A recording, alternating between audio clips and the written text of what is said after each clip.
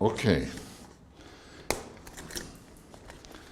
Let me continue with more examples so that you really understand what we are trying to do. Now, let me consider a problem, a classical problem of a harmonic oscillator, collection of harmonic oscillators.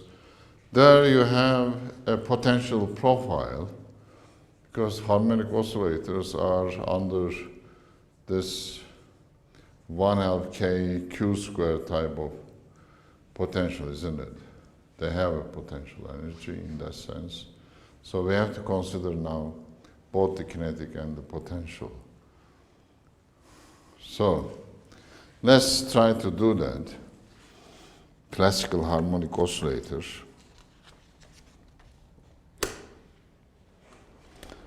Is a famous problem we have solved for, I don't know, 1,000 times before, classically and quantum mechanically.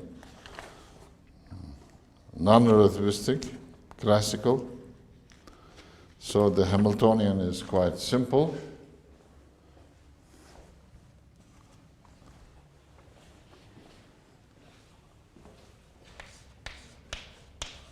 So you can look at this as problem session, if you like, recitation hour. We are applying what we have learned to specific systems of some physical interest, non-relativistic,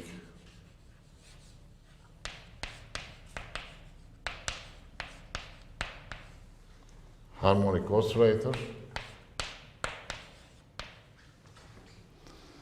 with a Hamiltonian which is equal to sum over all n harmonic oscillators, kinetic energy,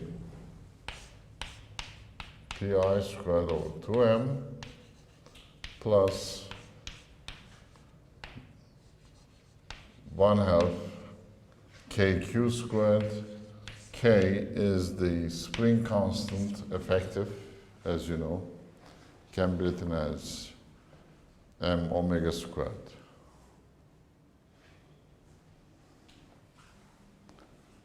So that is our Hamiltonian. We have both kinetic energy and potential energy per harmonic oscillator. So we have to fix them. Total kinetic energy, let's say it is given as E1, and total potential energy is given as E2. Since positions are and momenta are restricted, we have to define the maximum values like this. Then we can treat, now we have a more complicated Q space, isn't it? It's not like free particles. It is a restricted Q space and a potential energy associated with the position. We have the radii in P space, radii squared, as 2m sum over individual energies, pi squared over 2m, and that is equal to 2m, the total energy, kinetic energy, and that must be equal to the radius in momentum space squared. This is momentum space.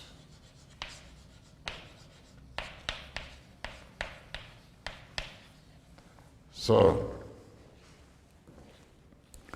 momenta are going to have this maximum radius corresponding to maximum energy available maximum kinetic energy available to your system. Similarly for the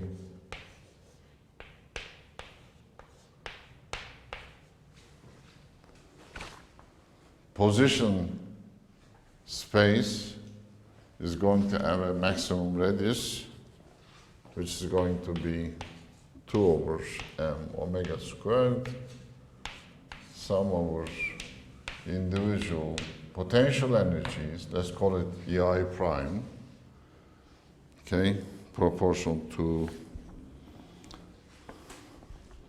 QI squared.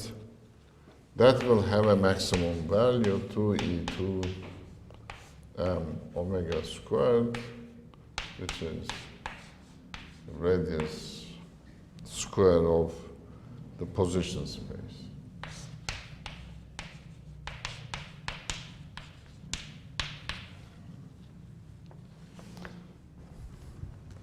Now we can calculate the total volume in each space and then multiply them together to find the total phase space volume.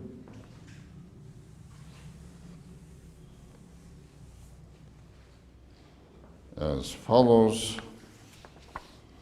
Total volume in P space, momentum space, is going to be pi 3n over 2,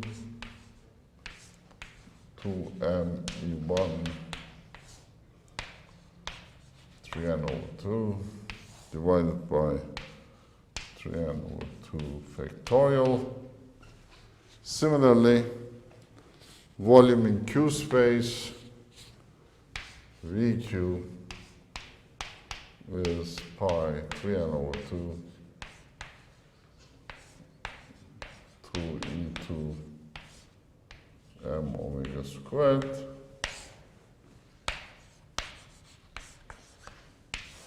Quite straightforward if we know the form of the volume of a sphere. This has to have a volume of a sphere, of course.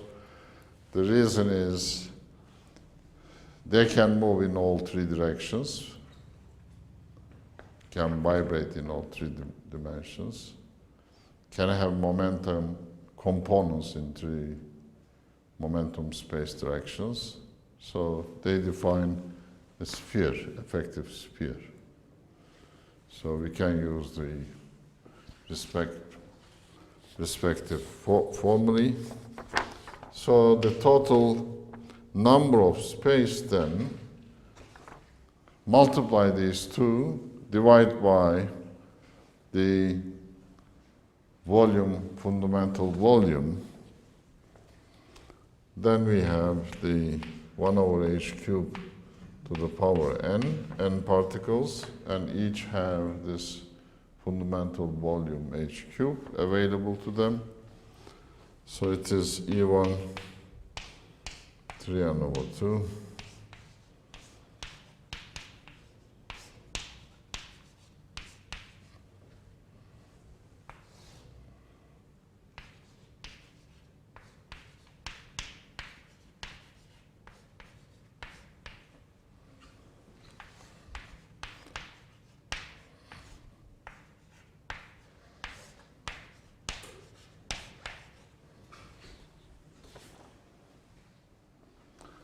logarithm of this number is going to give us the entropy.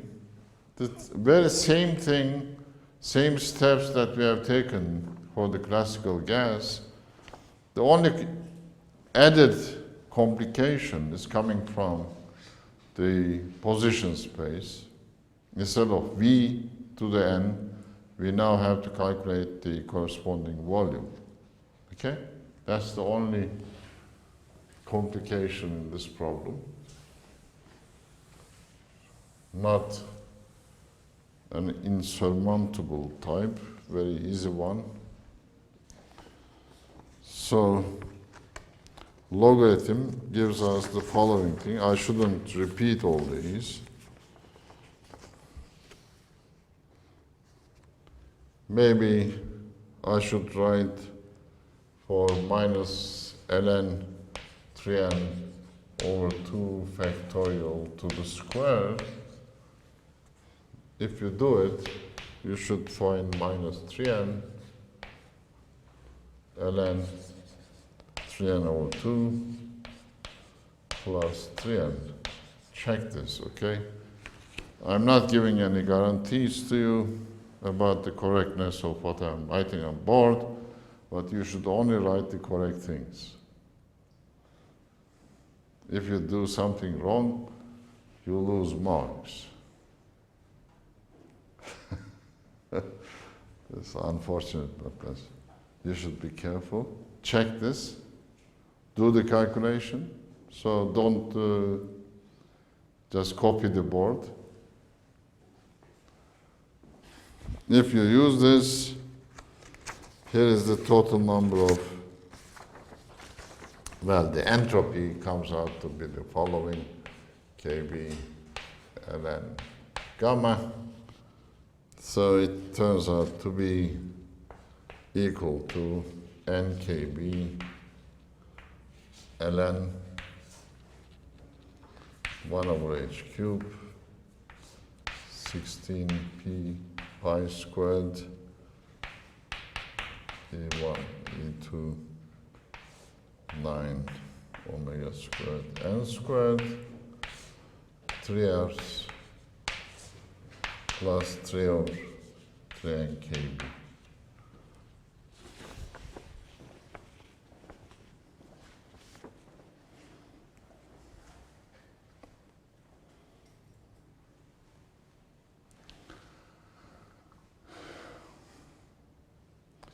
Do you notice anything in this result? What is missing as a fundamental variable? What is missing here?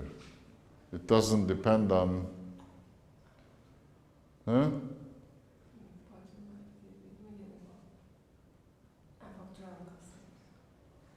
Well, it doesn't depend on volume. There's no volume. So what is pressure?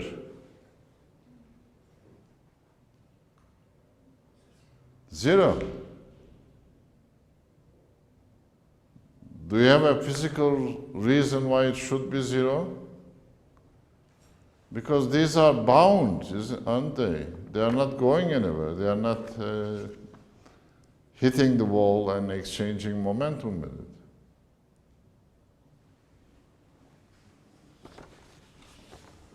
So,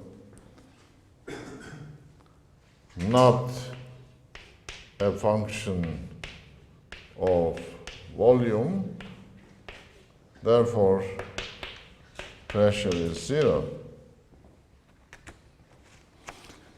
You can similarly do exactly the same steps I did for the previous problem, and you can get, if you write S as S1 plus S2, momentum and position, because it is written as multiplier. If you do that, you can relate E1 to S1, so it means del S1 del E1 gives you 1 over T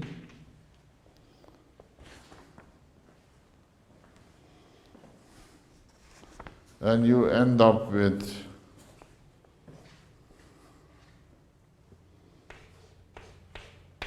E1 as 3 over 2 nkBT. Similarly, you can get E2 as 3 over 2 nkBT. And from here, you can go to total energy.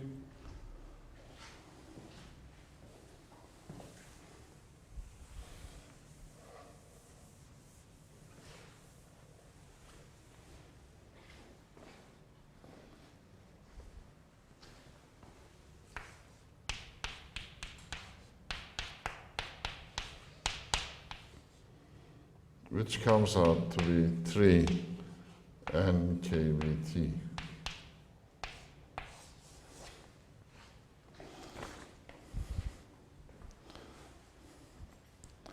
This must be a correct result, simply because now you have 3 degrees of freedom per particle for momentum and 3 degrees of freedom for position.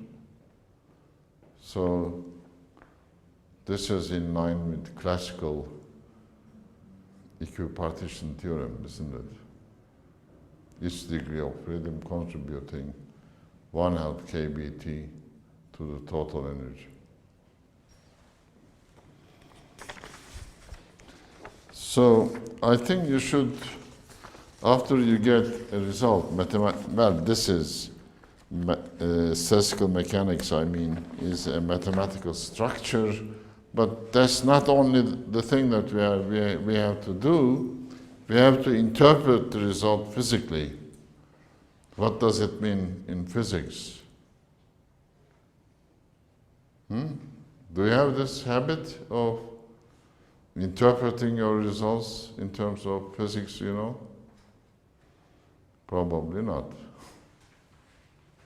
And you should develop that. I think it's a good habit.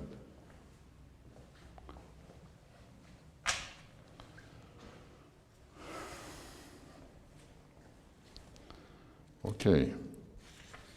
Do you need anything more? I think the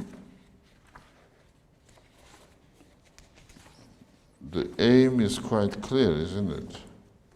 What we are doing, why we are doing it.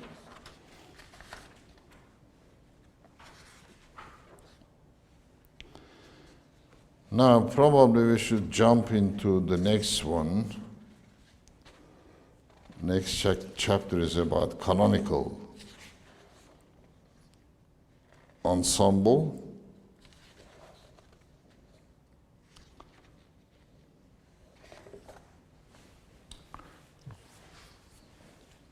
We have derived the probability for it. We can calculate things in using Canonical Ensemble, chapter 3. Let me summarize what we have found and how we can write the thermodynamics. All of these are important simply because you have to understand the main idea so that you can apply that thinking to specific problems that you are going to be asked anywhere on Earth. Okay. And the reason why I'm going a little bit fast is not because I'm in a hurry. That's not the case. But you have seen all these before. Have you seen this before? Huh? No? What did you see? You have taken statistical thermodynamics, and you have not seen this. You don't even remember what you have seen. So why don't you do a homework and go back to check your notes? Always good to check the notes. You remember, of course.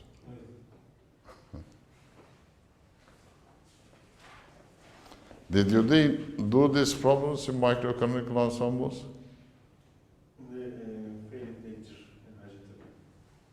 You did this. So I should be going over these quite fast. Not because I'm in a hurry. Usually done in undergraduate statistical thermodynamics courses. Probably not in this form, but in very similar forms. Let's go to canonical, that is chapter 3. I'm not going to give you the homework from chapter 2 yet. You do the first one, then study a little bit chapter 2, and then I will give you the homework in the next lecture. Let's remember what we have done up to now.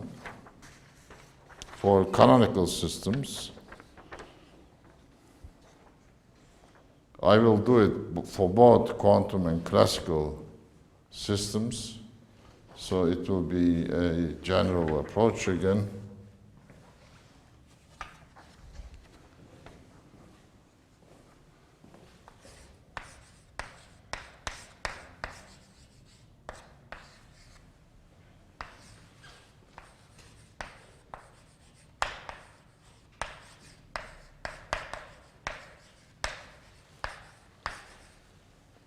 In this case, you know, the systems are interacting with the heat bath by exchanging energy with them.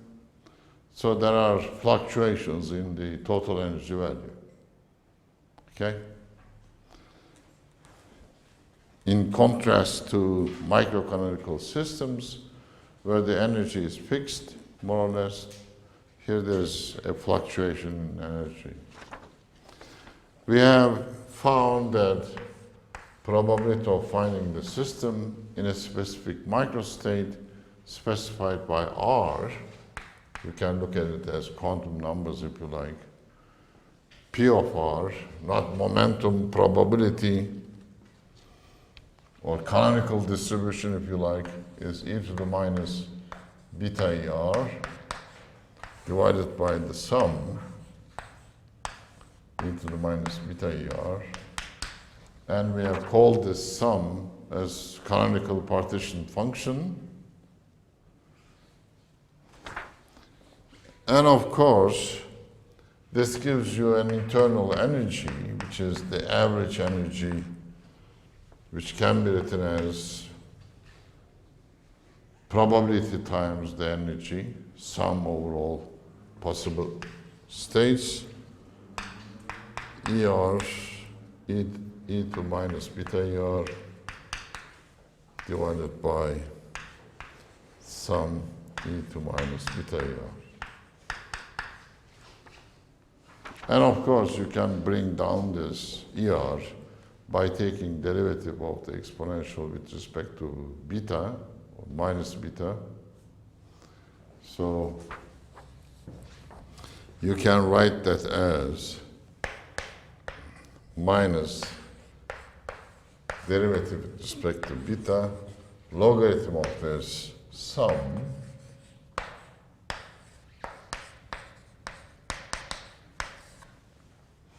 and this sum we have called it as canonical distribution function, QNVT.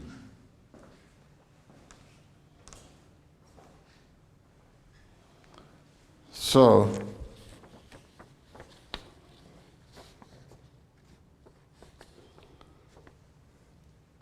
U, the internal energy, can be written as minus del beta ln canonical partition function for n particles in volume V and at temperature T. These systems are in equilibrium, of course. We are only talking about systems in equilibrium. That means macroscopic variables are not changing in time. They have reached their equilibrium values, but in this case, the system is free to exchange energy with the heat reservoir or heat bath, whatever you want to call them. Beta is 1 over kBT.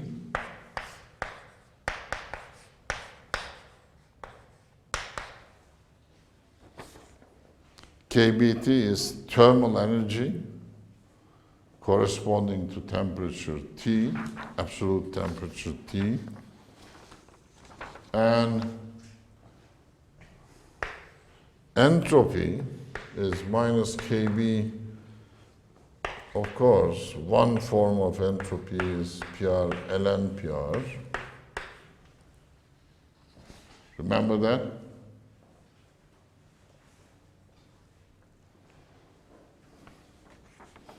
If you use this expression for your probability that I have written there, it is minus KB e to the minus beta ER over the partition function minus beta ER minus ln Q.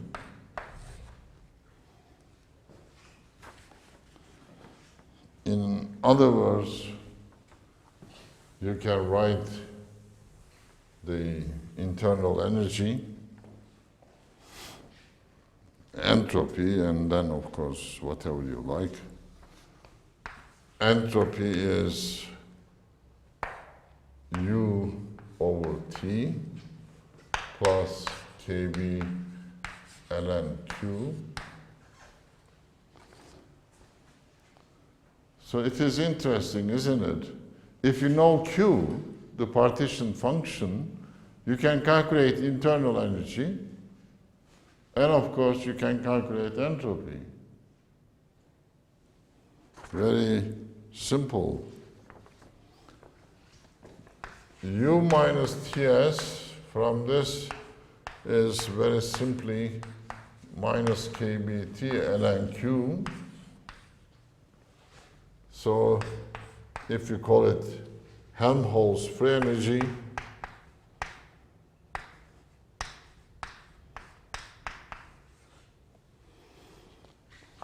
you can get it from the partition function very simply,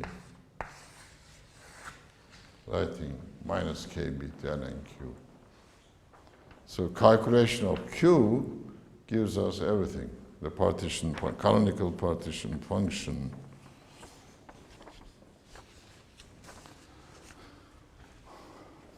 How? Well, use the laws, combine first and second law, and get the derivatives.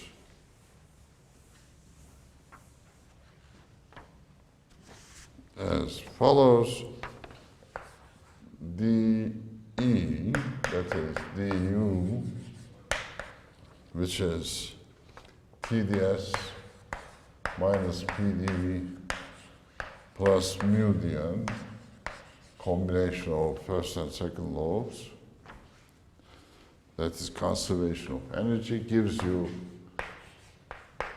infinitesimal of the Helmholtz free energy dA as minus PdV minus SdT plus mu dN. So you can write entropy, if you like, in terms of Helmholtz free energy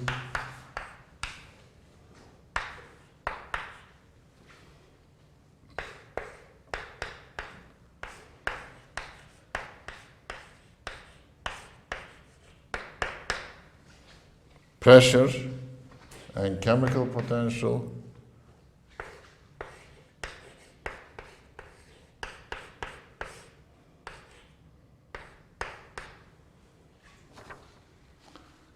and response functions du dt, keeping N and V constant, and the Gibbs free energy A plus PV, which is N times del A del N VT, which is N times mu, or mu is G over N, Gibbs free energy per particle is the chemical potential. You see, you have the whole thermodynamics. That means calculate Q, you have A minus KBT ln Q, isn't it? If you have A, the Helmholtz free energy, you have everything. Entropy, pressure, chemical potential, all thermodynamic quantities, the response functions, heat capacity comes out.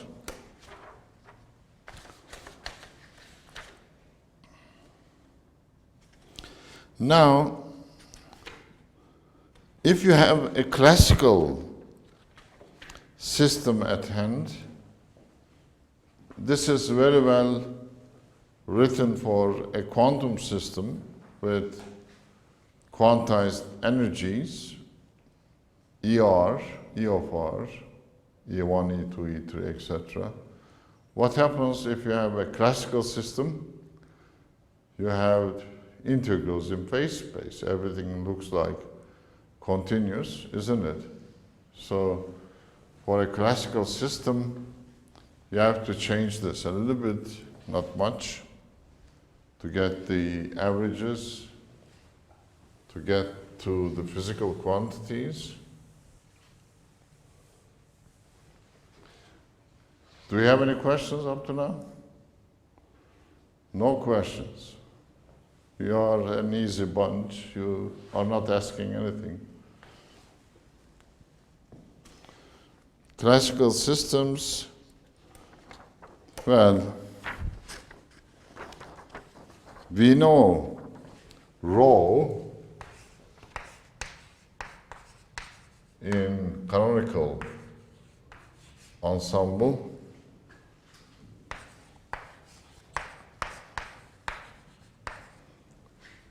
Rho QP must be proportional to e to the minus beta h, isn't it?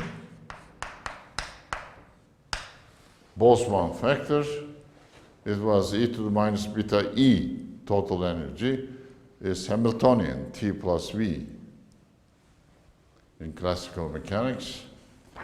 So an average value of any physical quantity, energy, whatever, the average you are calculating, is that quantity e to the minus beta h over whole volume of phase space, d3 and p, d3 and q. Okay?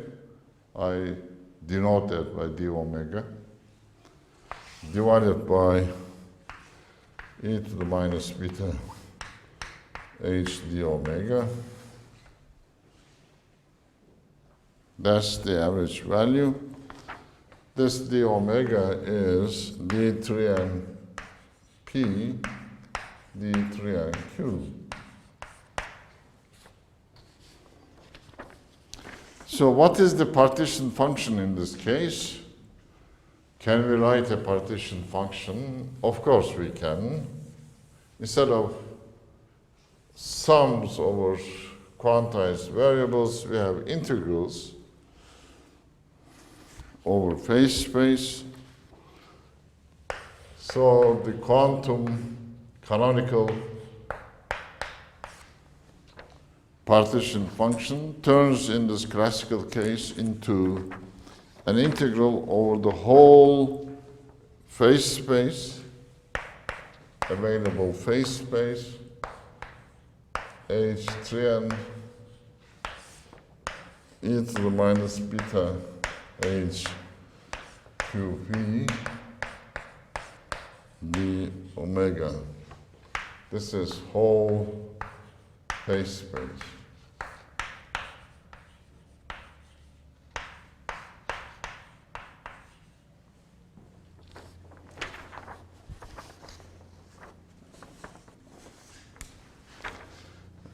Let me finish with an example again. I'm doing this just to remind you what you have done before, and also as specific problems to apply your formalism to. What should we take as an example? The simplest case is what?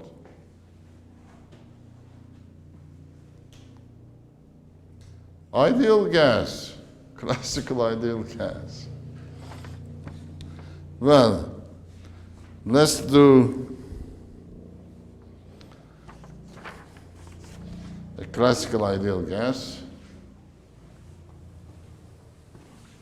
I have done the microcanonical one by calculating the volume, but here I have to calculate a specific integral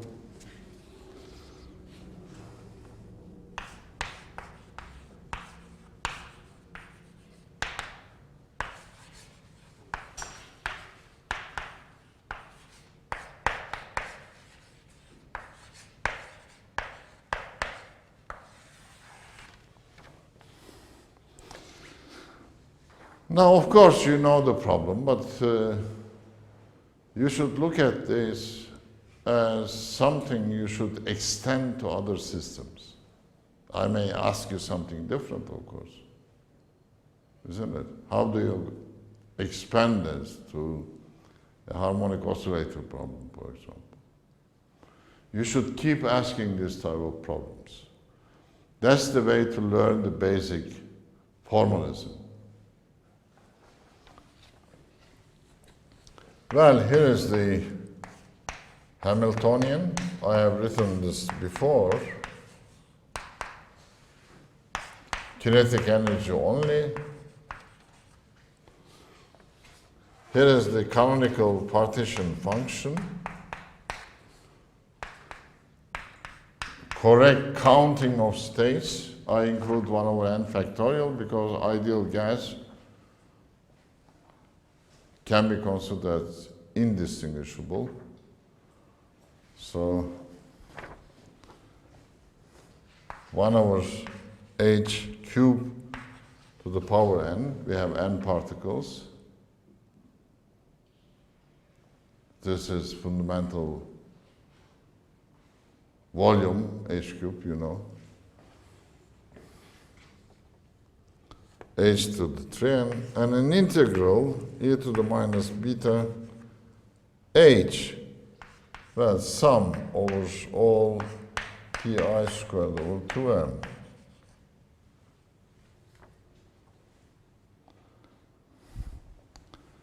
We have volume elements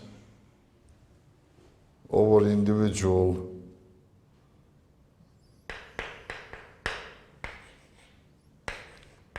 position and momenta, d cube q, d cube pi.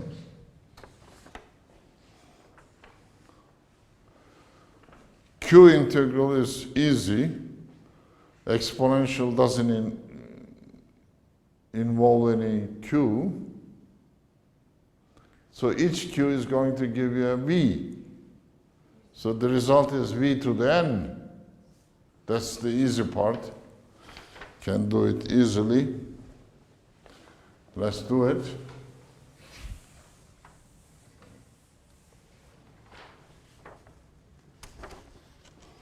The result will be v to the n from position n factorial h 3n. Well, the remaining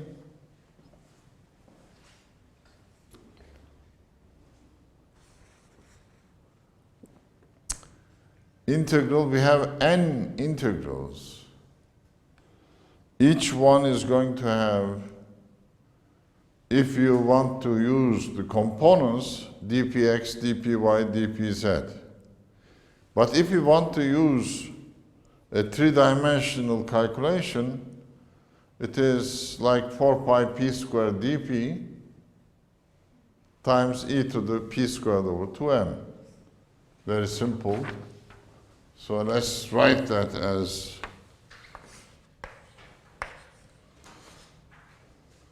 e to the minus beta p squared over 2m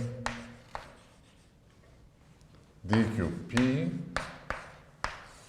for a single particle, raise it to the power n for n particles, isn't it? That's what you have, because you have a sum over the exponent is nothing but a sum. It is multiplication of terms. Huh? Is that okay? Of course, in spherical coordinates, that's 4 pi p squared dp. You can very easily calculate the integral. Well, remember, we are going to use this very often in these problems. Alpha x squared is nothing but 1/2 pi over alpha. If the integral is from minus infinity to plus infinity, it is without the 1/2. When do we have integrals from minus infinity to plus infinity? If we integrate over px, py, pz components. They can vary from minus infinity to plus infinity. But the magnitude of p goes from 0 to infinity over the whole phase space. Of course, you can bring down an x squared by taking a derivative with respect to alpha of both sides. So, in this case, the canonical partition function turns out to be v to the n factorial, h3n, and inside we have 2 pi m kbt to the power 3s to the power n. That's our result. So if you want to rewrite, it is 1 over n factorial and the rest. Let's do that.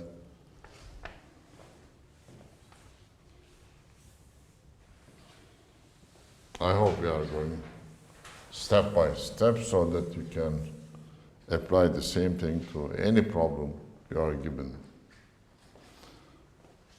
So it is 1 over n factorial, again indistinguishability,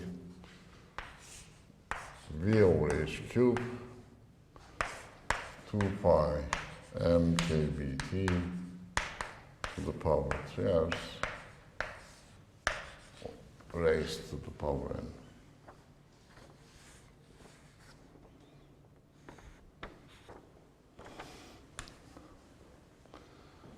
Now to get the thermodynamics, very easy.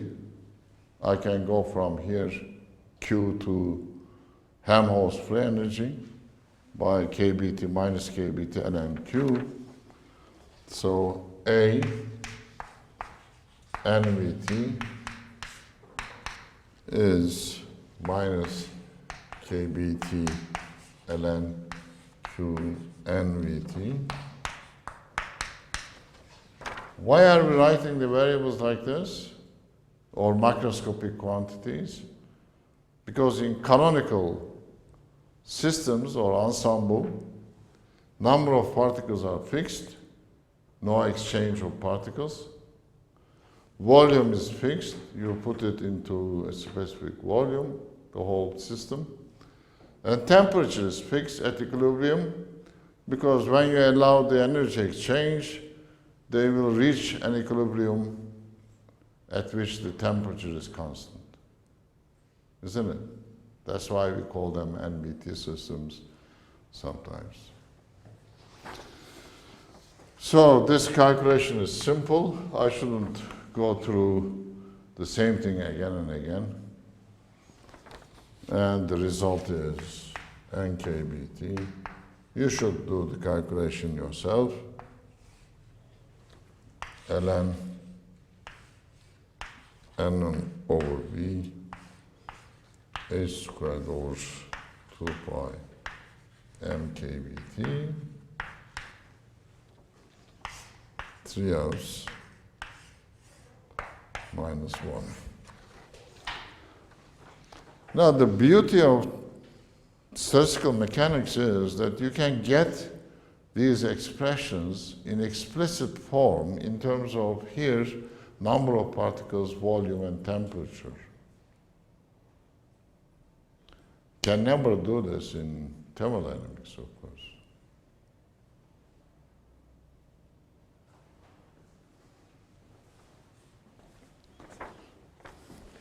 You can get the whole thermodynamics from here by doing the derivatives of A. Here are the results. Let me finish by writing those so that you can check yourself by doing each individual calculation yourself. Here is mu, the chemical potential. After I have the Helmholtz free energy, I have the thermodynamics, straightforward, kBT ln N over V H squared 2 pi m kBT, 3 amps.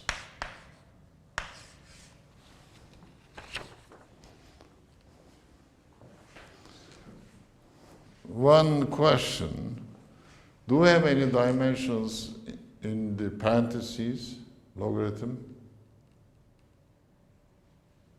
What's the dimension? Should be dimensionless, isn't it? Exponentials, logarithms cannot have dimension. But so, this is 1 over the volume. This must be volume, isn't it? Can you relate this to volume? Well, square root of h divided by something. H divided by energy, square root of energy. Is that a length, wavelength? H over lambda is what?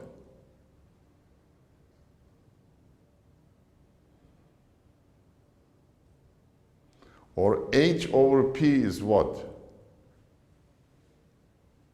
H over P in quantum mechanics. De Broglie wavelength. Yes, there is a de Broglie-like wavelength there.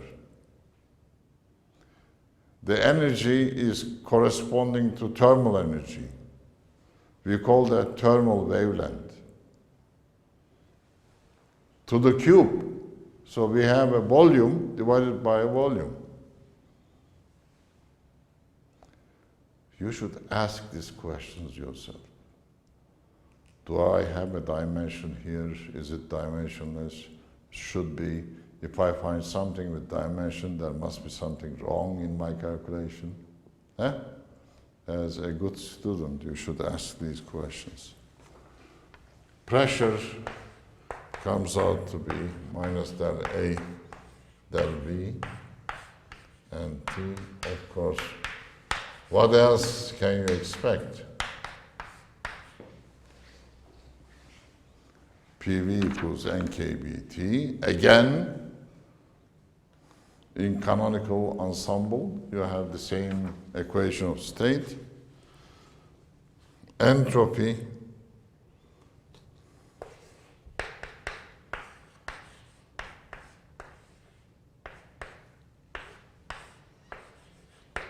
and then V constant this time, NKB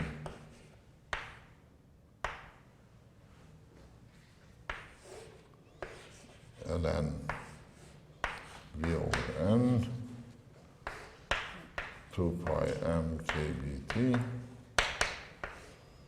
H squared 3 halves plus 5 over 2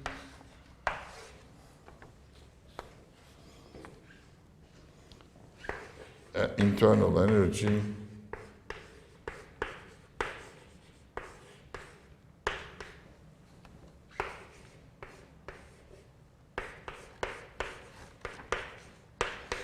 etc. Everything comes out to be as before, as we expect. Do you have any questions with this? Is it clear?